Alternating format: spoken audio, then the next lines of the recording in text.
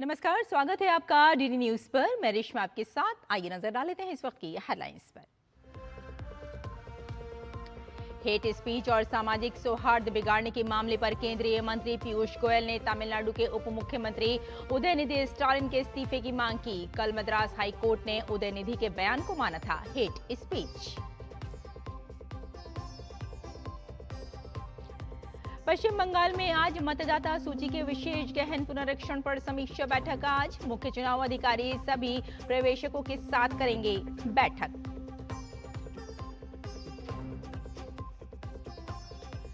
भारत और यूरोपीय संघ के बीच होगी महत्वपूर्ण सुरक्षा और रक्षा साझेदारी। काजा कलास ने कहा, ये बड़े रणनीतिक एजेंडे का हिस्सा। ईयू भारत शिखर सम्मेलन के दौरान होंगे हस्ताक्षर। रूस के राष्ट्रपति व्लादिमीर पुतिन ने शांति समझौते के बाद यूक्रेन के पुनर्निर्माण के लिए की पेशकश। अमेरिका में जब्त किए गए रूसी फंड से $1 अरब ट्रंप के प्रस्तावित बोर्ड ऑफ पीस को देने के लिए तैयार।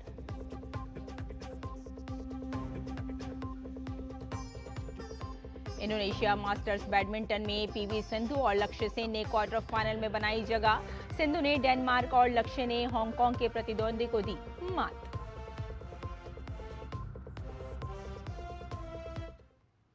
और आइए अब समाचारों पर डालते हैं विस्तार से नजर। केंद्रीय वाणिज्य मंत्री पीयूष गोयल ने तमिलनाडु के उप मुख्यमंत्री उदयनिधि स्टालिन को उनके सनातन धर्म पर विवादित बयानों के लिए तुरंत पद से हटाने की मांग की। गोयल ने कहा कि उनके बयान राज्य के लोगों को बांटने वाले हैं। एनडीए सहयोगी और एआईएडीएमके के महासचिव इदप्पादी के पलानीस्वामी के साथ बैठक के बाद आयोजित प्रेस कॉन्फ्रेंस में गोयल ने कहा कि वे उदयनिधि स्टालिन के राष्ट्र विरोधी बयानों का पूरी तरह से विरोध करते हैं। We totally oppose Mr. Udaynidhi Stalin for his anti-national comments. The High Court also yesterday has passed strictures against the hate speech of Udaynidhi Stalin, and I demand that Udaynidhi Stalin should immediately be removed from the government and action should be taken against Mr. Udaynidhi Stalin for his hate speech, for dividing the people of Tamil Nadu, for trying to create communal disharmony. Tamil Nadu में BJP के लिए राजनीतिक गतिविधियां तेज हो गई हैं। भाजपा विधायक वंथी श्रीनिवासन ने कहा कि पार्टी का गठबंधन विस्तार पहले ही शुरू हो चुका है और ये जारी है।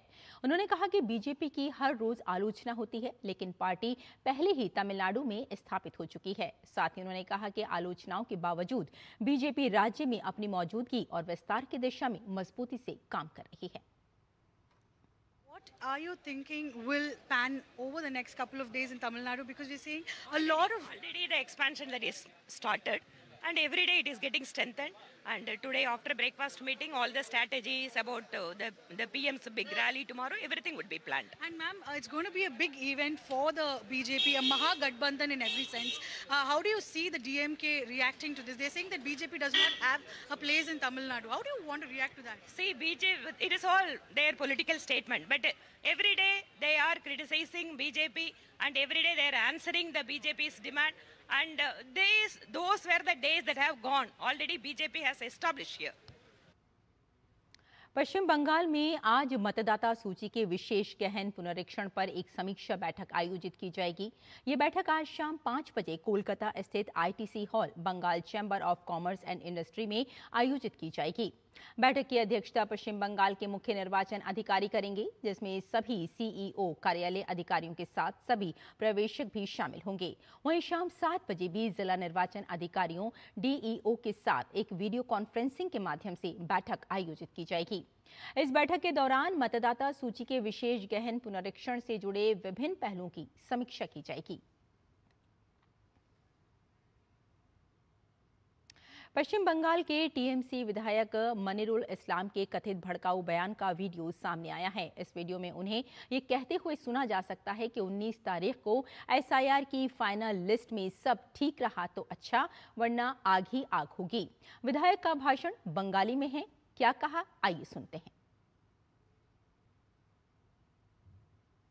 इशाराয় বলবো 19 তারিখে ফাইনাল লিস্ট বের হবে, তখন কিন্তু যদি সব ঠিকঠাক হয় আর নচেত দেখবেন চারদিকে আগুনে আগুন জ্বলছে, কিচ্ছু করার নেই, কিচ্ছু করার নেই। भाजपा नेता दिलीप घोष ने पश्चिम बंगाल की कानून व्यवस्था को लेकर सत्ताधारी तृणमूल कांग्रेस पर तीखा हमला बोला है। उन्होंने आरोप लगाया कि राज्य में टीएमसी विधायक खुद अशांति का नेतृत्व कर रहे हैं। घोष के अनुसार बंगाल पुलिस सत्ताधारी नेताओं के विरुद्ध कार्रवाई करने का साहस नहीं जुटा पा रही है। यह बयान निर्वाचन आयोग द्वारा राज्य सरकार को जारी नए निर्देशों के बीच आया है। आयोग ने सुप्रीम कोर्ट के 19 जनवरी 2026 के आदेश का पालन करने को कहा है। इसके तहत 1.36 करोड़ लोगों की मतदाता सूची विसंगतियों का निपटारा होना है। दिलीप घोष ने मतदाता आंकड़ों में पिता पुत्र की आयु जैसे गंभीर विरोधाभासों पर चिंता जताई।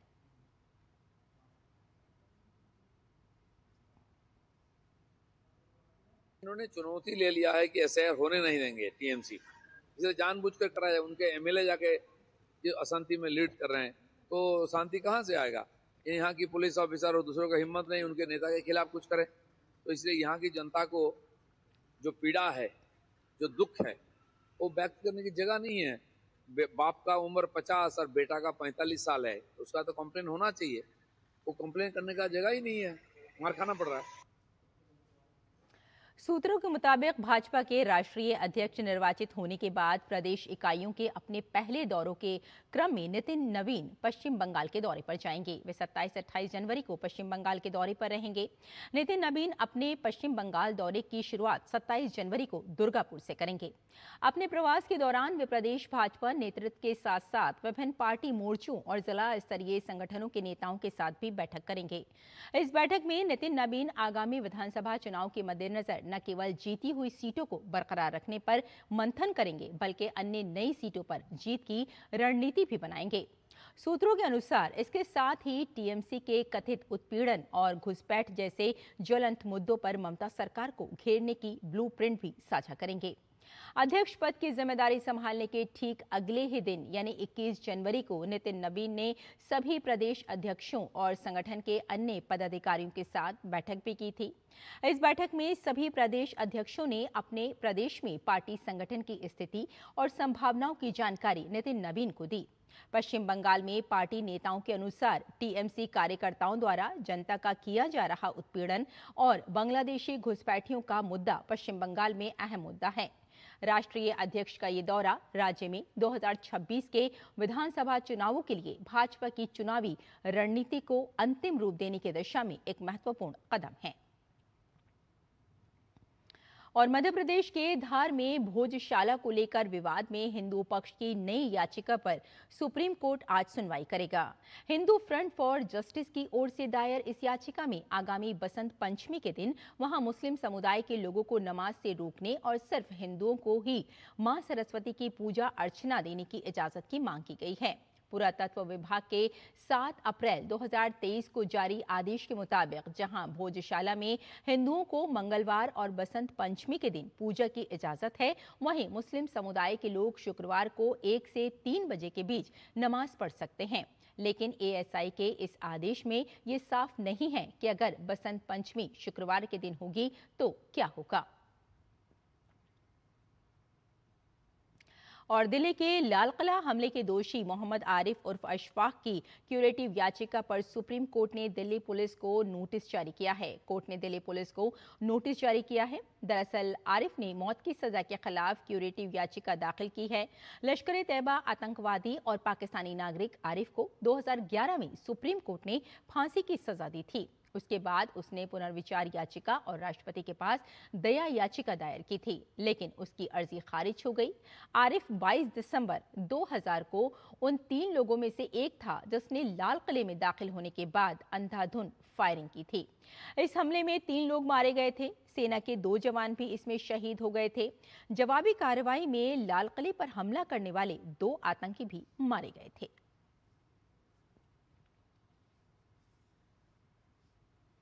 और मिर्जापुर नगर क्षेत्र में धर्मांतरण का मामला सामने आया है। दरअसल एक विशेष समुदाय के लोगों द्वारा कई जिम खोले गए थे, जहां पर लोग शरीर फिट कर रखने के लिए जाते थे।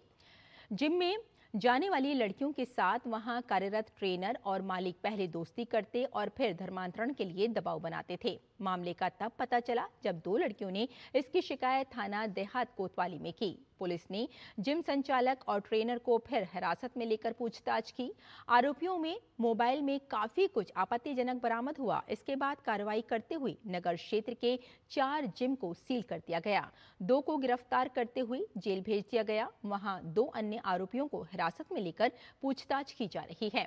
एसपी सिटी नीतीश कुमार ने बताया कि मामले में सभी साक्ष्य जुटाए जा रहे हैं और बड़ी कार्रवाई की जाएगी। थाना कोतवाली देहात पर 2 अलग अलग पीड़िताओं के द्वारा 2 अलग अलग तहरीर दी गई थी, जिसमें कि गंभीर आरोप के साथ साथ यह भी अंकित था कि ये लड़के इन पीड़िताओं के साथ पहले दोस्ती करके एवं इनको बरगलाकर इनका धर्म परिवर्तन कराने का कार्य कर रहे हैं। घटना में शामिल शेख अली एवं फैसल को गिरफ्तार किया गया है। भारतीय जनता पार्टी के नगर विधायक पंडित रत्नाकर मिश्रा ने कहा कि प्रदेश में योगी की सरकार है, जो ऐसे धर्मांतरण का खेल खेलने वाले के साथ साथ उनके सहयोगियों का फन कुचलने का काम सरकार करेगी। इनके नाम पर लव जिहाद चल रहा है, इस पे तत्काल कार्रवाई करने का काम किया जाए, क्योंकि योगी राज्य में ऐसा लव जिहाद अब नहीं चल पाएगा। पुलिस ने पूर्ण रूप से इंक्वायरी करके मुकदमा भी लिखने का काम किया है।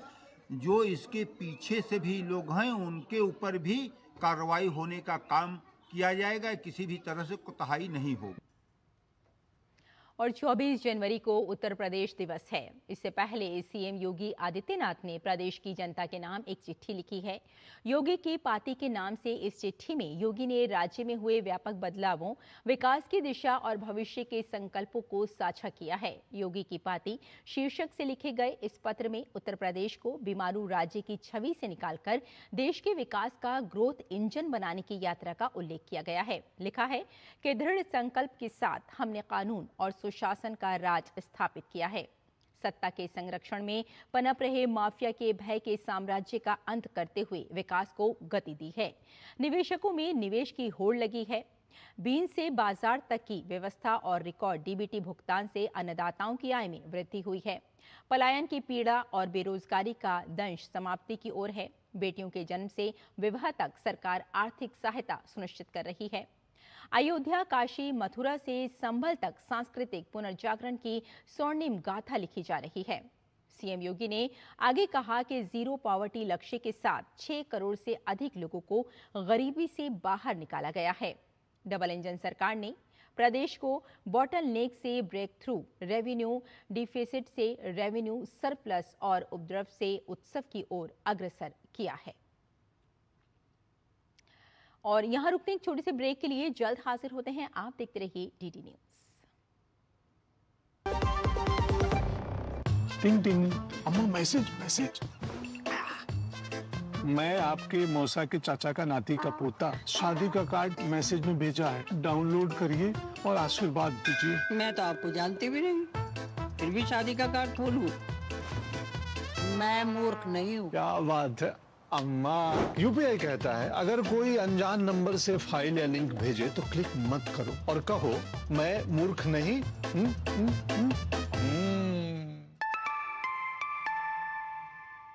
जाइए आप भी किसी का टेस्ट लीजिए।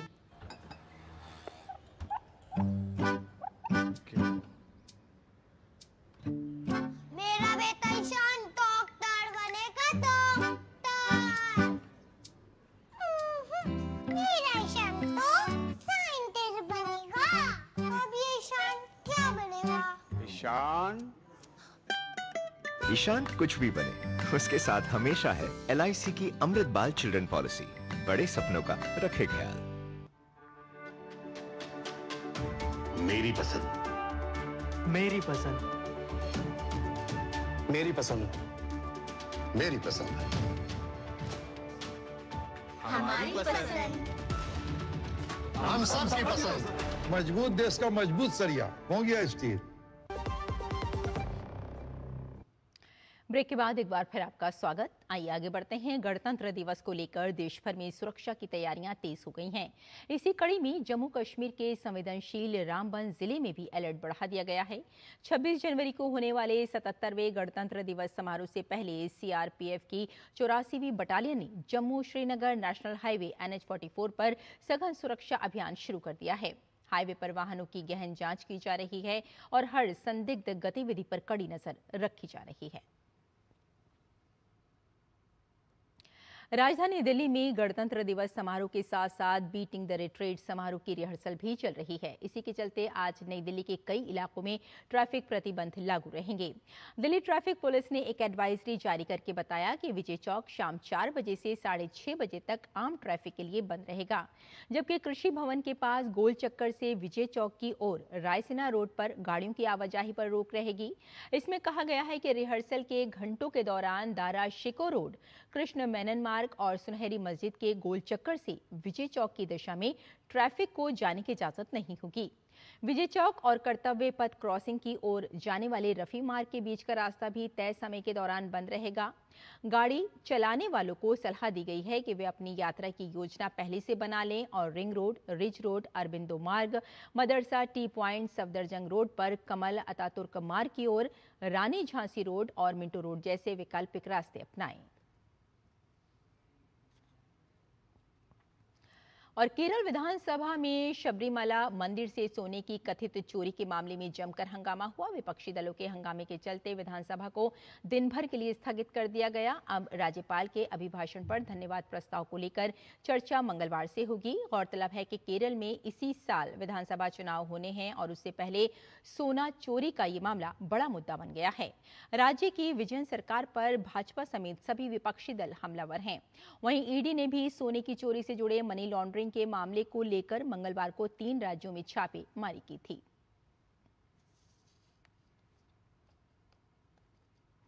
शबरीमला मंदिर में हुई सोने की चोरी के मामले में केरल बीजेपी के प्रभारी प्रकाश जावड़ेकर ने विजयन सरकार पर करारा हमला बोला है। उन्होंने कहा कि केरल में UDF और LDF दोनों ने मिलकर देव स्वयं बॉर्डर्स में जमकर लूट मचाई है। राज्य के सभी मंदिरों पर सरकार का नियंत्रण है। केवल NDA ही ऐसा गठबंधन है जो लोगों की आस्था का सम्मान करता है।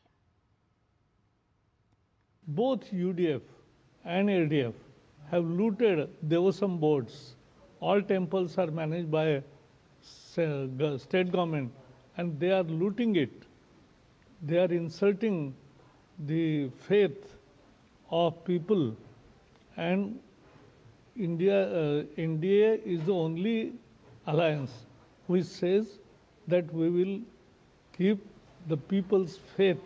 This is very important, and we are very eager to see the real culprits go to jail, and people will send both UDF and LDF to the doors which they have not expected. And therefore, it's a Kerala is on the cusp of tremendous historical change. Madhya Pradesh के धार में भोजशाला को लेकर विवाद में हिंदू पक्ष की नई याचिका पर सुप्रीम कोर्ट में सुनवाई। इस वक्त की बड़ी खबर हम आप तक पहुंचा रहे हैं। सुप्रीम कोर्ट ने कहा है कि 1 से 3 बजे के बीच नमाज हो सकती है। नमाज के लिए आने वाले लोगों के लिए प्रवेश और निकास के लिए एक अलग रास्ता दिया जाएगा और साथ ही पूजा करने वालों के लिए एक अलग रास्ता बनाया जाएगा। इस वक्त की बड़ी खबर हम आपको बता रहे हैं। पूजा करने वालों के लिए एक अलग रास्ता बनाया जाएगा, सुप्रीम कोर्ट ने कहा है। और भोजशाला विवाद पर जो एक ये था कि विवाद था, उस पर ये एक बड़ा फैसला आया है और सुप्रीम कोर्ट में हिंदू पक्ष की याचिका पर सुनवाई हुई है, जिस पर ये अभी थोड़ी ही देर पहले बताया गया। सुप्रीम कोर्ट ने कहा कि 1 से 3 बजे के बीच नमाज अदा की जा सकती है। और साथ ही ये कहा कि पूजा करने वालों के लिए एक अलग रास्ता बनाया जाएगा। यानी बसंत पंचमी के दिन हिंदू करना चाहते थे वहाँ माँ सरस्वती की पूजा, और इसीलिए सुप्रीम कोर्ट ने कहा है कि भोजशाला विवाद पर के हिंदू पक्ष को एक अलग रास्ता दिया जाएगा पूजा करने के लिए। और साथ ही इसके अलावा 1 से 3 बजे के बीच नमाज भी पढ़ सकते हैं। तो कुल मिलाकर ये कहा जा सकता है कि एक रास्ता दिया है। और इस वक्त इसी खबर पर हमारे साथ हमारे संवाददाता विकास सारथी जुड़ गए हैं। विकास, मध्य प्रदेश के धार में भोजशाला को लेकर एक बड़ा विवाद बना हुआ था, लेकिन सुप्रीम कोर्ट ने कहा है कि पूरी तरह से कि एक अलग रास्ता दे दिया जाएगा नमाज के लिए, और हिंदू पक्ष को भी एक अलग रास्ता दे दिया जाएगा। पूरी बात आपसे जानना चाहेंगे।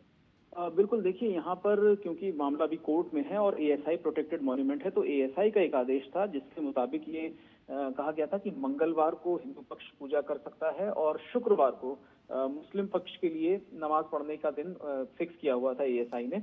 लेकिन इस बार जो कोइंसिडेंस ये है कि शुक्रवार को ही बसंत पंचमी भी है और जुमे की नमाज भी होनी है, तो इसी के चलते ये एक नई याचिका आई थी। हालांकि याचिकाकर्ता चाहते थे कि 5 बजे तक वहां पर कोई भी नमाज की एक्टिविटी ना हो, लेकिन कोर्ट ने ये कहा कि 1 से 3 के बीच नमाज हो सकती है, क्योंकि जो पूजा के लिए भी जो एक समय निकाला गया था वो हालांकि 1 बजे तक है, लेकिन पूजा के लिए पूरे दिन के लिए अनुमति है।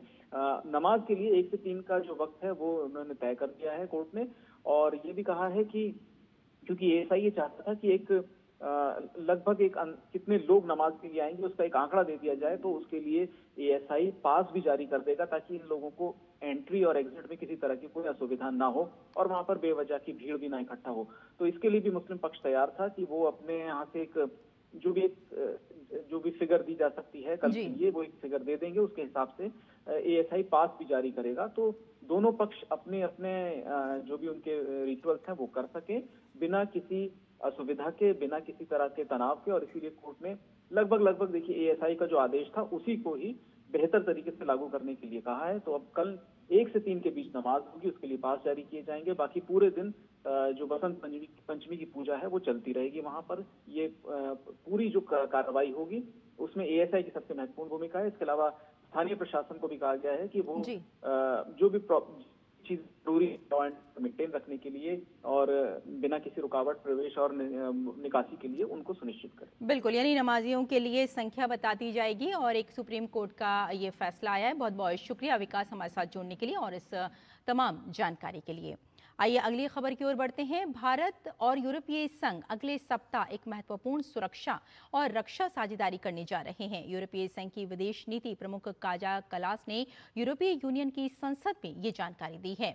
यूरोपियन संसद में बोलते हुए काजा कलास ने कहा कि ये साझेदारी एक बड़े रणनीतिक एजेंडे का हिस्सा होगी, जिस पर नई दिल्ली में होने वाले EU भारत शिखर सम्मेलन में हस्ताक्षर किए जाएंगे। उन्होंने कहा कि यूरोप भारत के साथ एक मजबूत नए एजेंडे पर काम करने के लिए पूरी तरह तैयार है। इस सम्मेलन में भारत और यूरोपीय संघ के बीच एक मुक्त व्यापार समझौते की घोषणा भी उम्मीद बताई जा रही है।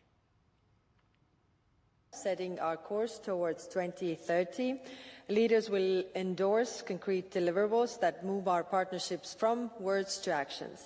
3 stand out. First, we aim to conclude negotiations on the EU-India Free Trade Agreement.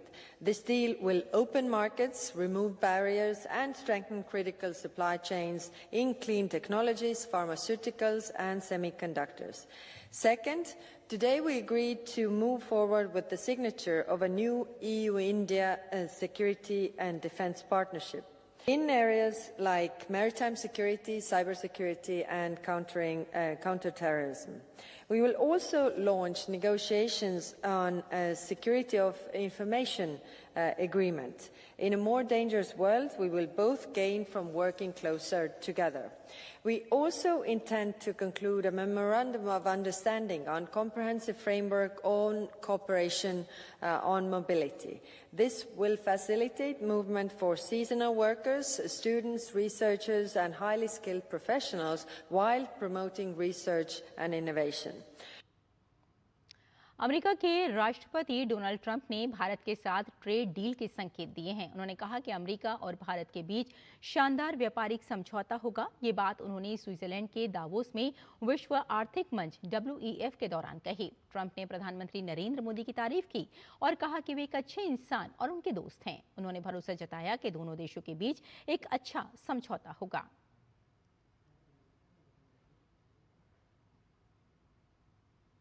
Can you give us an update on the India-US trade deal? First of all, I have great respect for your Prime Minister. He's a fantastic man and friend of mine, and we're going to have a good deal. Bharat ने संयुक्त राष्ट्र सुरक्षा परिषद में सुधार को लेकर एक बार फिर तत्काल कार्रवाई की मांग उठाई है। G4 देशों यानी भारत, ब्राजील, जर्मनी और जापान की ओर से बयान देते हुए भारत के स्थायी प्रतिनिधि राजदूत हरीश पर्वतनैनी ने कहा कि आज की वैश्विक परिस्थितियों में संयुक्त राष्ट्र के पास समय गंवाने की कोई गुंजाइश नहीं है। उन्होंने जोर देकर कहा कि बिना नतीजों वाली बैठकों के दौर अब खत्म होने चाहिए और हर पल का उपयोग ठोस फैसलों के लिए होना चाहिए। The need for reforming the UN Security Council is getting more pronounced by the day. Further delays in implementing timely reforms would result in more human suffering and misery. The ongoing conflicts come at a heavy cost. Countless innocent lives are lost on a daily basis. We do not have the luxury of time to engage in cycles of meetings that are devoid of outcomes. We must collectively make every moment count.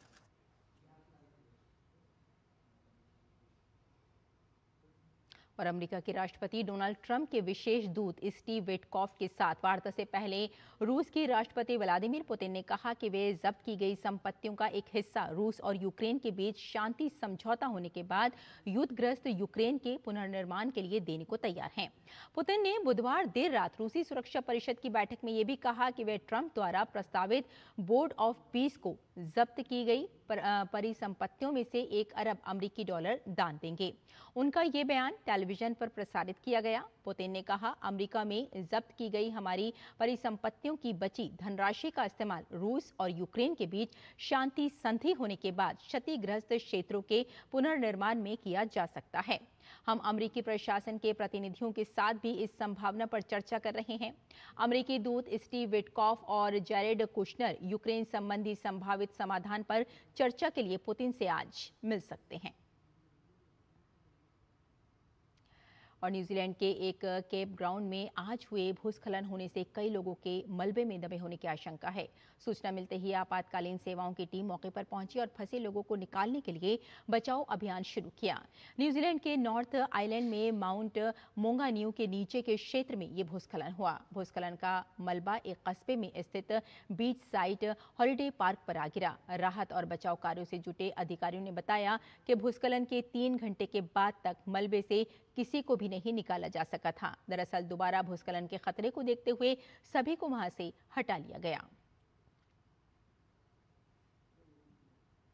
भारतीय badminton खिलाड़ी PV Sindhu ने जीत हासिल करके Indonesia masters badminton tournament के quarter final में प्रवेश किया। 2 बार के ओलंपिक पदक विजेता सिंधु ने अपने प्री क्वार्टर फाइनल मैच में डेनमार्क की अपनी प्रतिद्वंदी लाइन हॉजमार्क कैजरफील्ड पर 21-19, 21-18 से जीत दर्ज की।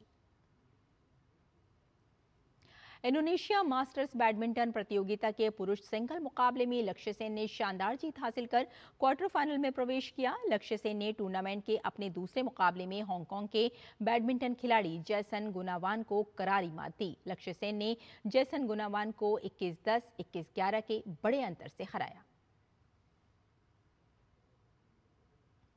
तो इस बुलेटिन में फिलहाल इतना ही, लेकिन डीडी न्यूज पर खबरों का सिलसिला जारी रहेगा। नमस्कार।